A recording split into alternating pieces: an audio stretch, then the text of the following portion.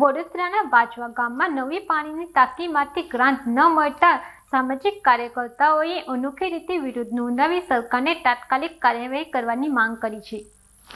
વડોદરાના બાજવા ગામમાં જૂની જર્જરિત પાણીની ટાંકી સલામતીના કારણોસર તોડી પાડવામાં આવી હતી।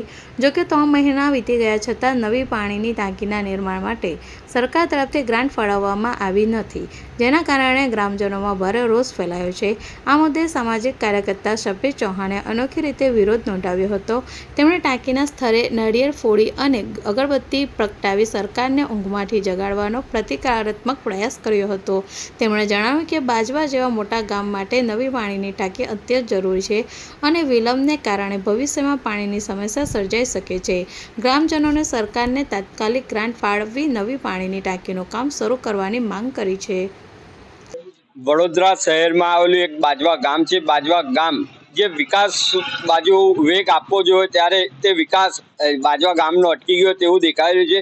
જ્યારે અવારનવાર જ્યારે આ પાણીની ટાંકી જર્જરિત હતી તેના મીડિયાના માધ્યમથી તંત્રને સરકારને જગાડવાનો પ્રયાસ કર્યો ત્યારે તે ટાંકી જર્જરિત હાલતમાં હોય ને એ તોડવામાં આવી છે। જો તોડી તો નાખી છે પણ નવી ટાંકી પાણીની બનાવવાની આવી, તેથી નવી પાણીની ટાંકી નહીં બનાવી, તેથી બાજવા પૂર્વ વિસ્તારમાં પાણી લો પ્રેશરથી આવે છે તેવી સ્થાનિકોની રજૂઆતો છે। તો વહેલી તકે આ પાણીની ટાંકી બનાવવામાં આવે। જો ટાંકી તમારે બનાવી નથી તો જર્જરિત ટાંકી તોડી કેમ એ એક વિષય છે।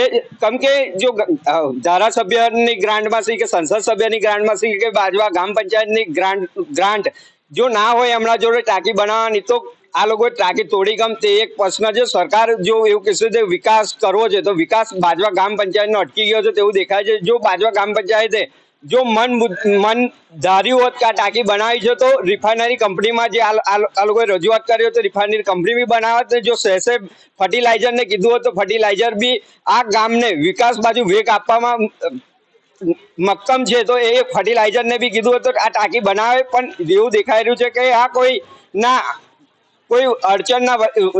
અડચણના લીધે આ ગામનો વિકાસ અટકી ગયો છે। વહેલી તકે આ પાણીની ટાંકી બનાવવામાં આવે। જો બનાવવા નહીં આવે ટૂંક સમયમાં તો બાજવા ગ્રામ પંચાયતને ઘેરાવો પણ કરીશું ને આગામી દિવસમાં ઇલેક્શન બી આવવાનું છે બાજવા ગ્રામ પંચાયતનું, ત્યારે આ જ પ્રજા તેમને એ દિશા બી બતાવશે।